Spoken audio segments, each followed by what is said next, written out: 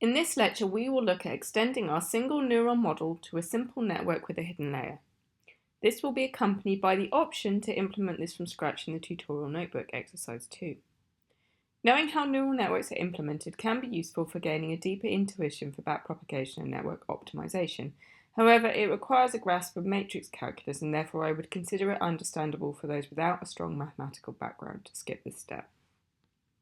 Otherwise, the goal of this lecture is to add a single hidden layer to our network between the input layer, which represents our input features, and the output layer of the network, which is equivalent to our logistic regression example.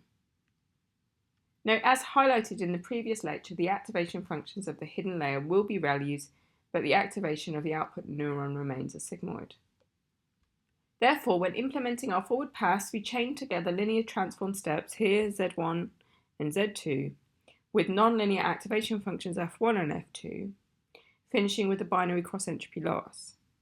So here are the steps separated out line by line, and here they're chained together in the forward pass up to estimation of F2, which incidentally equals y hat, or the prediction for each of the samples. In more detail, F1 here is the output of ReLU operations, one for each neuron. However, the output neuron remains a sigmoid. The shape of each of these matrices encode the number of neurons at each layer. Hence, W1 here has shape M1 by M0, where M0 is the number of input neurons or features in the data, which here is 2, and M1 is the number of neurons in the hidden layer, which is 3. X here is our input data and has shape M0 input features by NT examples. This means that subsequently Z and F will have shape M1 by NT. Remember, as before, the Z and F for each layer have the same shape, as F is an element-wise operation. This generates one activation per neuron for each example. Moving on to the output layer now, the output of the first layer becomes input for the second layer. So rather than WX, we have WF. W2 here has shape M2 by M1. Generally, the rows of W are the number of neurons in the given layer, and the columns are the numbers of neurons in the previous layer.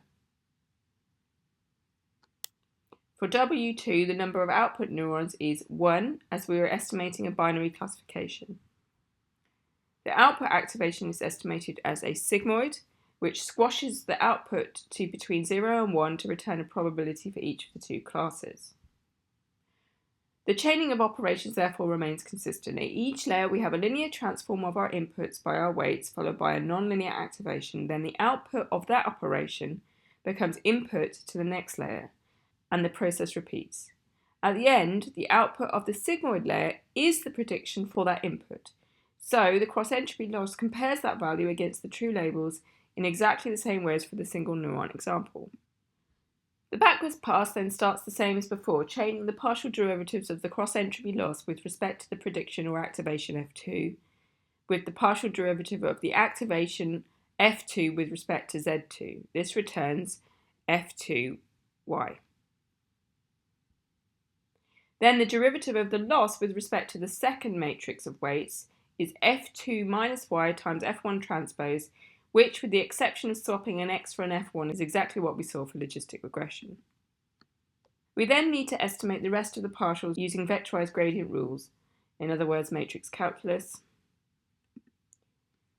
Most of the time, chaining matrix derivatives together involves simply matrix multiplication according to the rules of total derivatives, which you can read about here.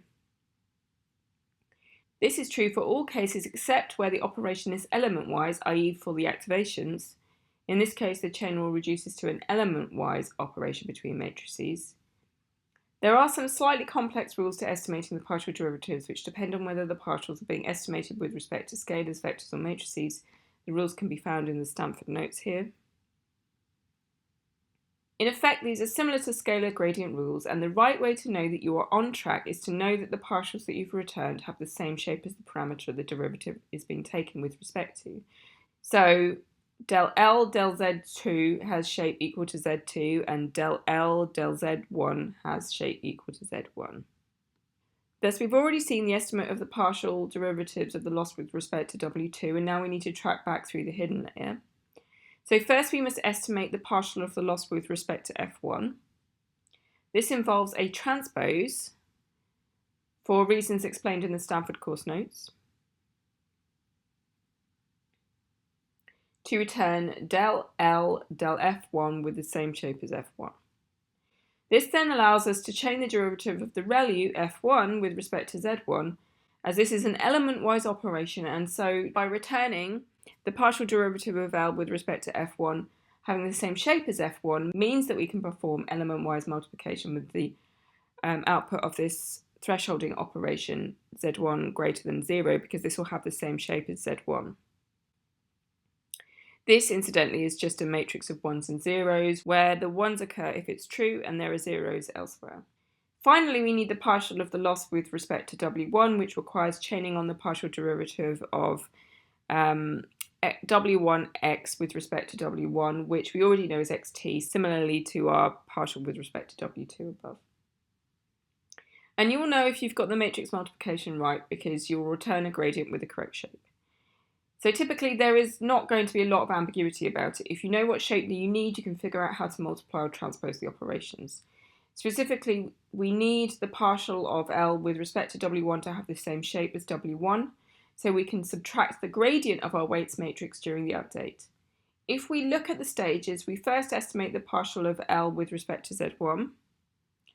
We then need to transpose that so it can element-wise operate with Z1 greater than 0. Then we need to multiply that by x transpose to return a gradient of shape m1 by m0, which is the same shape as W1. Not forgetting, of course, that we actually want the cost with respect to all examples, so this has to be aggregated through averaging. Then, to go deeper, all you need to do is add more layers, remembering that your weights matrices will have shapes equal to mj by mj minus 1. In other words, rows equal the number of neurons in that layer, and columns equal the number of neurons in the previous layer. The forward operation then chains these together as before, with the activation of one layer becoming the input to the next layer.